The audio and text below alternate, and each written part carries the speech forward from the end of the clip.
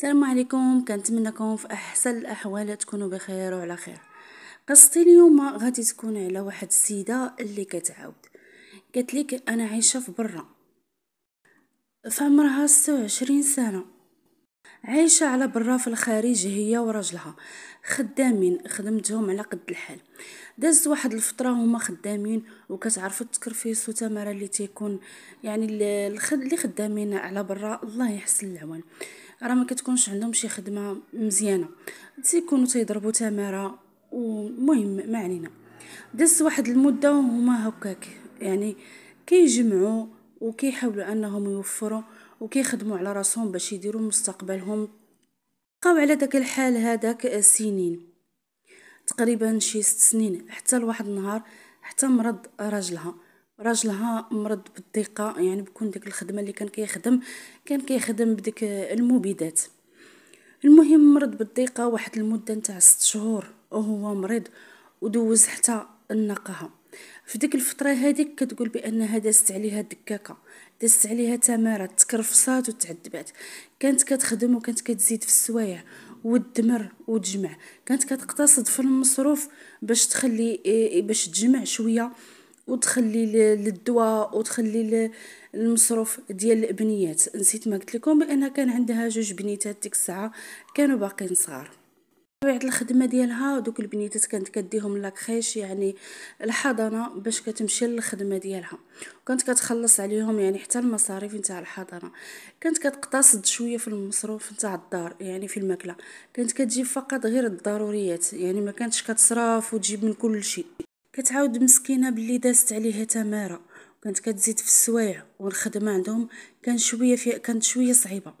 كانت كتدمر وكتكافح على وديت راجلها، على دواد راجلها باش يبرى، وعلى وديت بنياتها باش يكبروا. دز ديك المده تاع 6 شهور وراجلها برا. منين برا دوز شهر نتاع النقاهه ورجع للخدمه ديالو، دار شهاده طبيه بانه ما يقدرش يخدم في ديك الخدمه اللي كان فيها في الاول، يعني ديك المبيدات، فحولوه الخدمه اخرى. بدا كيخدم هو وياها، ورغم ذلك بقات كتزيد حتى هي في السوايع، اما هو ما كانش كيزيد السوايع لانه كان مازال الصحه ديالو شويه عيانه. المهم كانوا كيتعاونوا، دازت سنين ووصلوا البنات ديالها، واحده 12 سنه والاخرى 8 سنين. ضربت عليهم تماره ودخلتهم المدرسه وكافحات، وبدات كتجمع بشويه بشويه حتى قدرت انها يعني يسر عليهم الله، وقدرت انها تشري طوموبيل. شرات طوموبيل وتحسنت الاحوال ديالها، وحيت كانت كتخدم مزيان وكتكافح، ترقات شويه في الخدمه ديالها وزادوها في الصالير. بدات كتعاون مع راجلها وكتصرف على بنياتها، وكما قلت لكم قدرت تشري طوموبيل، وحتى الدار كرات واحد الدار اللي زوينه وفي واحد الحي اللي راقي. دازت واحد المده، واحد الدار كانت في الجنب ديالها، جاو كراوها شي ناس اخرين حتى هما كانوا يعني مغاربه من المغرب. صافي تعرفت عليهم، تعرفت عليها المراه، تعرفت على المراه، وديك الجاره حتى هي كانوا عندها وليدات. اشنو بقات كدير هاد سناء؟ كان سميتها سناء.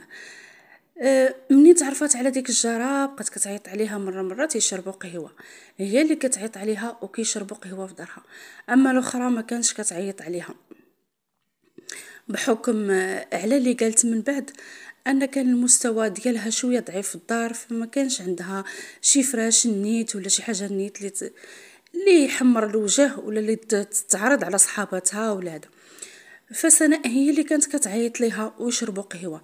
حتى من بعد بقاو كيقرروا هكا نهار الحد، قالت لها سناء انا عندي الطوموبيل، مره بقاو ناخذوا الدراري وندوروا. قالت لك واحد المره عرضت عليها وخرجوا فعلا بالطوموبيل وبداو كيتساراو كيدوروا. وسناء كان عندها شي فليسات وكان باغي تقضى شي حاجه، تاخد شي اغراض لبنيتها، شي حويجات اللي عجبوهم.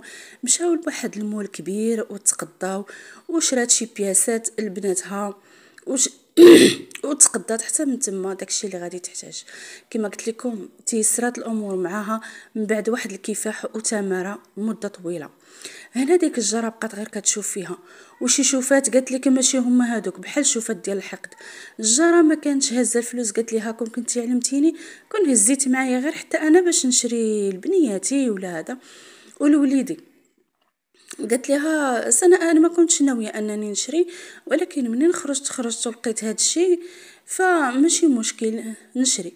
الاخرى ماشي هكاك، ماشي ما علمتهاش وما خداتش معها، هي ما كانش عندها اصلا، هي ما كانتش خدامه وغير راجلها اللي كان خدام، ويلا يلا كيتكافى مع المصاريف ديالهم، وما كانش عندها طوموبيل.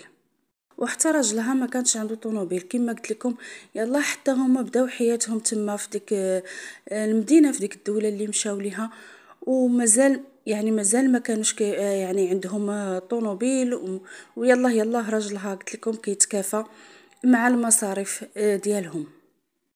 مره بداو كيديروا دوك الخريجات، وديك المراه بدات كتحس واحد شويه نتاع بحال كيبان عليها واحد شويه نتاع الحقد والحسد تجاه سناء. مره اخرى عاوتاني قالت لها سناء يلا خرجوا ومشاو وداروا وتساراو. قالوا ليها بنيتها راه فين الجوع، داتهم فعلا واحد المطعم تما، ماشي شي مطعم كبير وغالي، ولكن مهم داتهم وكلاتهم. فجات تخلص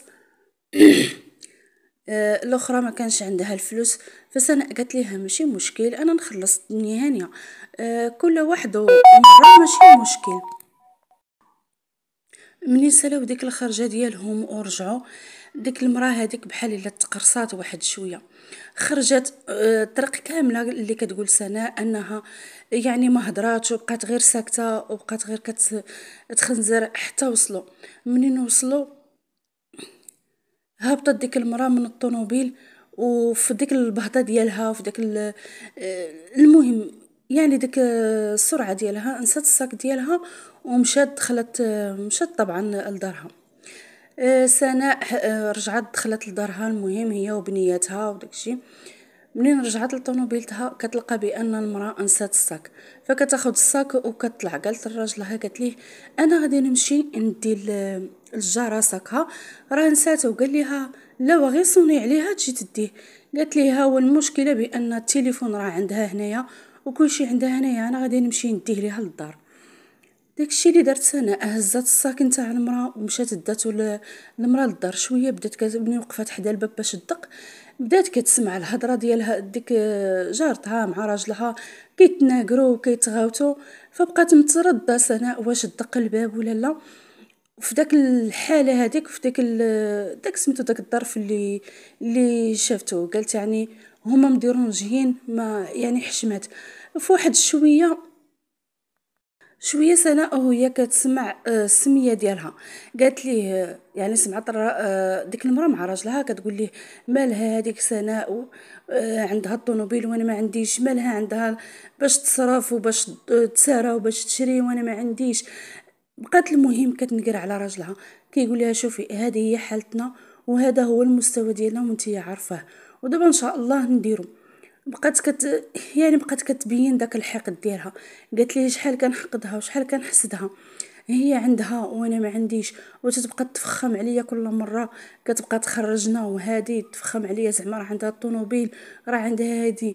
وانا قالت سناء وانا والله غير حيت كانت كتبقى فيا ودرتها صاحبتي وقلت زعما ما فيها باس انا نخرجها نساريها مره مع ولادي ولادها. يعني قال لك دير خير ما يطرى بس. انا ما نويت حتى شي حاجه، ما نويت نتفخم عليها قالت لك، وما نويت انني نتكبر عليها ولا نبين ليها راسي، ولكن الخبز وما يدير يعني شركنا الطعام والطعام فضحها، بغى داك النهار يفضحها. حسيت بمدى الكره ديالها والحقد ديالها عليا. سمحوا لي.